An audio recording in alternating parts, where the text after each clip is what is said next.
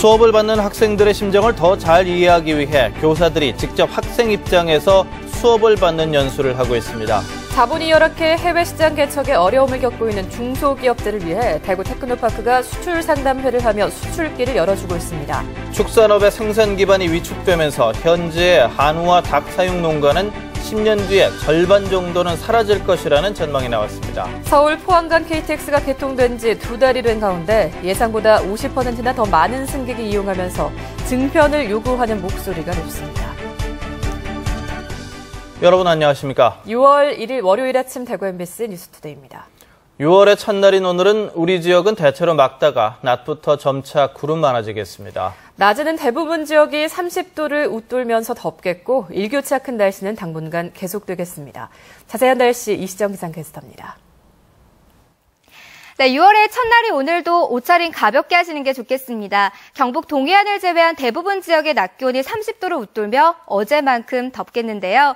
대구의 경우 어제보다 2도가량 오른 32도 예상되고요. 안동은 31도까지 기온이 치솟겠습니다. 단 습도가 낮아 해가 지고 나면 금세 서늘해지니까요. 얇은 겉옷을 꼭 챙기시는 게 좋겠고요. 오늘 아침 출근길에는 일부 지역에 안개가 짙게 나타날 가능성이 있어서 교통안전에도 유의하셔야겠습니다. 오늘 종일 대기질은 깨끗하겠지만 자외선 지수가 매우 높은 단계를 보이겠습니다. 모자나 선글라스, 자외선 차단제 등 꼼꼼히 차단에 신경을 쓰셔야겠고요. 식중독 지수도 주의 또는 경고 단계까지 오를 것으로 예상돼 위생에도 신경 쓰는 하루 되셔야겠습니다. 날씨였습니다. 학생들은 왜 수업 시간에 집중을 하지 않고 딴짓을 하는 것일까? 많은 교사들이 한 번쯤은 곰곰이 생각해봤을 법한 고민인데요. 그래서 교사들이 직접 학생이 돼봤습니다. 조지한 기자가 전해드립니다. 저는 이것이 정말 흥미로워서 음악과 미술, 체육을 담당하는 초등학교 교사 20여 명이 학생이 돼 미술 수업을 듣고 있습니다. 시청각 자료를 보고 모둠 활동을 한 뒤 선생님과 질문과 답을 주고받습니다. 자, 두 작품의 공통점과 차이점 한번 모든 친구들과 한번 이야기해 봅시다. 네, 저쪽에 우리 세종대왕님은 아주 자세하게 이렇게 섬세하게 있는 대로 표현하려고 했는 반면에 이쪽 왕은 측면을 그렸는데 어떤 분위기라든지 작가의 그런 의도가 많이 포함된 그림이 아닌가. 교단에 서기만 했던 교사가 학생이 돼 수업을 듣는 한 달간의 역지사지형 참여 연수에 900여 명의 교사가 참여하고 있습니다. 학생이 발표할 때 교사가 귀를 기울이는지 시선을 피하지는 않는지 학생에게 어떤 수업이 좋은지 직접 경험하는 시간이 되고 있습니다. 일방적으로 이제 교사의 위치에서만 이제 수업을 주도적으로 이끌고 갔는데 이제 학생의 입장에서 이제 수업을 하다 보니까 학생의 어떤 입장을 다시 한 번 더 생각하게 되고 선생님이 좀 더 자세하게 말씀해 주시면 어떨까 이런 생각도 해보고요. 일방적인 주입식이 아니라 서로 의견을 나누는 협력 수업에 초점을 맞추고 있습니다. 교실의 문화가 학습자 중심으로 아이들 중심으로 좀 더 아이들의 행복을 배려하는 그런 쪽으로 수업이 바뀌고 학교가 바뀌어야 한다는 취지로 학생 지선에서 수업을 해보는 역지사지형 참여 연수가 앞으로 교실 현장에서 교사들과 학생들의 거리를 더욱 가깝게 만드는 효과를 거둘 수 있을지 관심을 모으고 있습니다. MBC 뉴스 조지한입니다. 6월 호국 보훈의 달을 맞아 호국 정신을 되새기는 다양한 행사가 이어집니다. 오늘 오전 10시 앞산 충혼탑에서는 전몰 군경 유족회 대구시 지부가 주최하는 제15회 호국 영령 추모제가 열리고 10시 40분부터는 망호공원 내 임란 호국 영남 충의단에서 제5회 의병의 날 기념식과 향사제가 열립니다. 6일 현충일에는 충혼탑에서 제60회 현충일 추념식이 열리고 13일에는 두류공원 야구장에서 제2회 달구벌 보훈 문화제가 개최됩니다. 25일에는 대구문예회관에서 6.25 전쟁 65주년 기념식도 열리는 한편 23일에는 대구시와 11개 보훈단체장이 간담회를 갖고 보훈 정책에 대한 의견을 나눌 계획입니다. 새누리당 조원진 의원이 7월 9일을 청소년의 날로 정하는 청소년 기본법 일부 개정 법률안을 대표 발의했습니다. 개정 법률안에 따르면 매년 7월 9일을 청소년의 날로 정해 청소년에 대한 사회적 관심을 제고하고 유해 환경으로부터 청소년을 보호하는 계기로 삼자는 겁니다. 우리나라는 매년 5월을 청소년의 달로 정하고 있지만 어린이날이나 어버이날처럼 청소년의 날이 법정 기념일로 지정돼 있지 않은데 중국 등 일부 나라에서는 청소년의 날을 지정해 운영하고 있습니다. 중소기업이 겪는 가장 큰 어려움 가운데 하나가 바로 해외 시장 진출입니다. 자본이 열악해서 마케팅 여력이 없기 때문인데 대구 테크노파크가 수출 상담회를 통해서 수출길을 열어주고 있습니다. 윤태호 기자가 취재했습니다. 성서공단에서 떡볶이를 만들고 있는 이 업체는 상온에서 8개월 이상 유통이 가능한 기술도 개발해 특허를 받아 국내 시장에서는 인정을 받았습니다. 하지만 자본이 열악한 중소기업이다 보니 수출은 그림의 떡이나 마찬가지였습니다. 중소기업 입장에서는 마케팅이 굉장히 중요합니다. 좋은 제품을 개발했어도 또 해외 시장에 내다 팔아야 되는 문제가 있기 때문에 그런 상담회라든지 전시회가 굉장히 중요합니다. 하지만 지난해 6월 대구 테크노파크가 마련한 인도네시아 수출 상담회에 참가해 720만 달러의 수출 계약을 체결했습니다. 성서공단에 있는 대구 테크노파크 바이오 헬스 융합센터는 지난해부터 지역 가공식품 생산업체를 대상으로 해외 수출 상담회와 시장 개척단을 운영해 지난해 280만 달러에 이어 올해는 660만 달러의 수출 계약을 성사시켰습니다. 한류 바람이 불고 있는 동남아시아 시장을 뚫은 것이 주요했습니다. 그쪽에서는 저에 대한 그 제품들에 대한 신뢰도가 높고 그리고 한류라고 하는 문화도 지금 같이 타고 있는 그런 상황에서는 좋은 그 기회가 되지 않을까 생각을 합니다. 기업들의 반응이 좋음에 따라 대구 테크노파크는 수출 상담회를 늘리고 기술 지원을 강화하는 등 지역 가공식품의 해외 진출 지원을 확대해 나갈 계획입니다. MBC 뉴스 윤태호입니다. 대구 고용노동청이 지역의 일자리 문제 해결을 위해 오늘부터 7월 말까지를 집중 취업 지원 기간으로 정하고 대구 경북 지역의 12개 고용센터에 전담팀을 가동키로 했습니다. 민간과 공공고용서비스기관 16곳으로 구성한 고용서비스기관 협의체를 통해 채용행사 정보를 공유하는 한편 각종 채용행사에서 동행 면접도 할 예정입니다. 또 청년 취업 희망자 지원을 위해서 대학과 특성화 고등학교에서 취업 간담회와 설명회 등도 펼칠 예정입니다. 한국감정원이 인턴 직원을 이달 10일까지 모집한다고 밝혔습니다. 한국감정원은 이번에 뽑는 인턴 직원은 40명 미만으로 연령과 학력, 전공 등의 응시자격 요건을 두지 않고 직무와 관련된 활동과 경험을 중심으로 채용하겠다고 밝혔습니다. 또 인턴 가운데 80% 이상을 정규직으로 전환할 예정인데 전문 직종은 2개월의 인턴 기간을, 일반 직종은 5개월 정도의 인턴 기간을 거쳐야 한다고 설명했습니다. 우리 축산업의 생산 기반 위축이 심각한 것으로 나타났습니다. 급속한 고령화에 승계자도 거의 없어서 현재 한우와 닭 사육 농가는 10년 뒤에는 절반 정도는 사라질 것이라는 전망이 나왔습니다. 김건엽 기자입니다. 안동의 75살 박남분 할머니는 혼자서 한우 26마리를 키우고 있습니다. 몇 달 전 입식한 막둥이 송아지를 큰 소로 키워내면 30년 넘게 해온 한우 사육을 이제는 접을까 생각 중입니다. 내 몸하면 그만이지 뭐 하라 그럴 수 있니까. 이거 석회가지고 많이 남는 것 같으면 야 해라 하지만은 남는 게 그렇게 남는 게 아니거든. 우리 축산업의 고령화는 심각한 수준입니다. 65세 이상 비율이 44.3%. 하지만 승계자 확보 비율은 저조합니다. 축산 승계자를 확보하지 못했다는 비율이 85.3%로 대부분을 차지했습니다. 특히 한우는 20마리 미만을 사육하는 소규모 번식 농가를 위주로 사육 포기가 늘면서 생산 기반을 걱정해야 하는 상황이 됐습니다. 고령화로 은퇴자가 속출하면서 10년 뒤면 한우와 닭을 사육하는 6개 양계 농가는 지금의 절반 수준, 다른 축산 분야도 20% 넘게 농가 수가 감소할 것이라는 전망도 나왔습니다.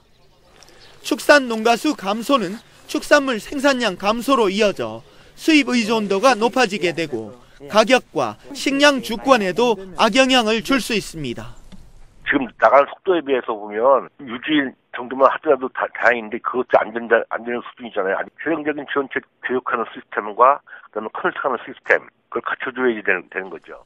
농협은 희망찬 축산 구현 운동을 선포하고 2020년까지 후계 축산인 5,100호 육성을 목표로 적극적인 지원 사업을 펼치기로 했습니다. MBC 뉴스 김건엽입니다.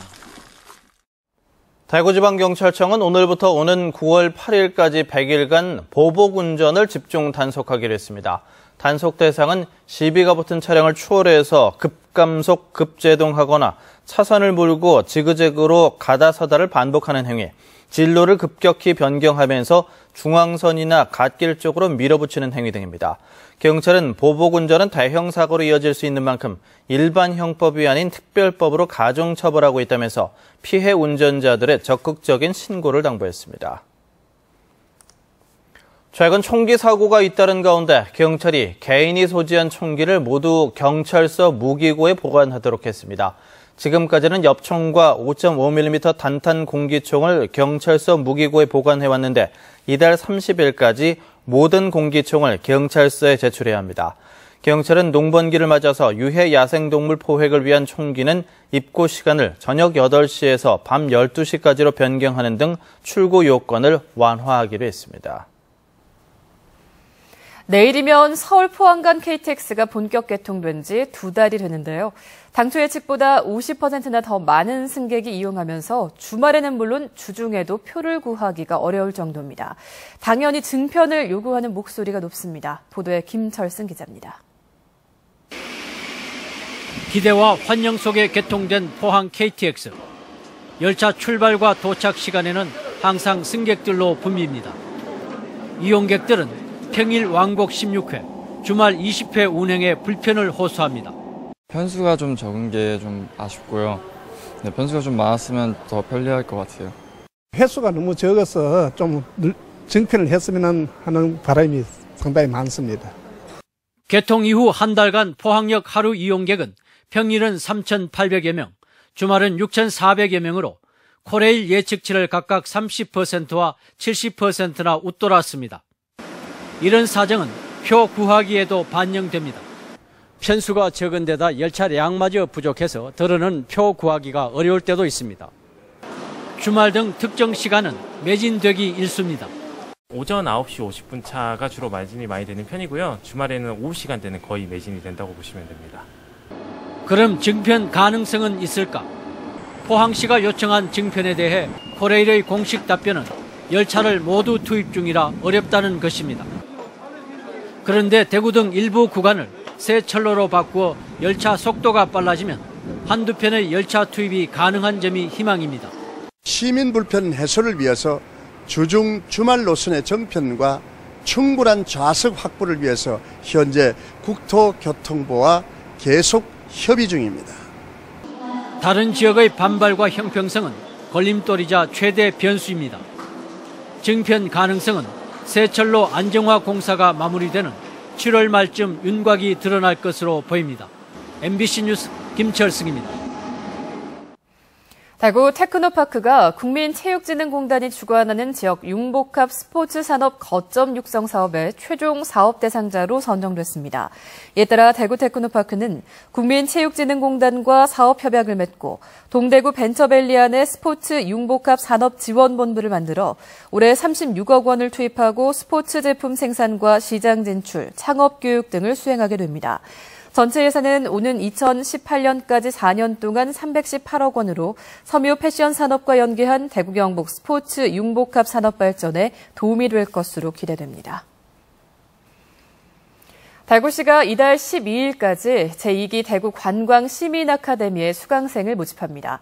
제2기 대구 관광 시민 아카데미는 이달 24일부터 나흘 동안 대구 경북 디자인 센터에서 대구의 역사와 문화, 관광의 이해와 관련된 강의를 듣고 도심권과 팔공산권, 달성군권을 답사하게 됩니다. 대구를 제대로 알리는 스토리텔러 양성을 위해 마련된 대구관광 시민아카데미에 참가할 시민은 대구 컨벤션 관광뷰로로 참가 신청서를 내면 됩니다.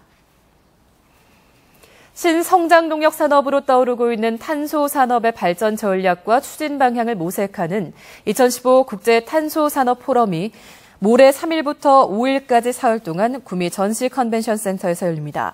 융합탄소 소재를 주제로 국제 탄소 산업 특별 심포지엄, 탄소 산업 발전 방향 대토론회, 탄소 부품 소재 산업전, 체험전, 탄소 기업체 탐방 등의 프로그램이 마련됩니다. 경상북도 구미시가 주최하고 한국탄소학회가 주관하며 탄소 소재 분야 세계적인 기업과 연구소, 대학에서 1000여 명이 참가할 예정입니다.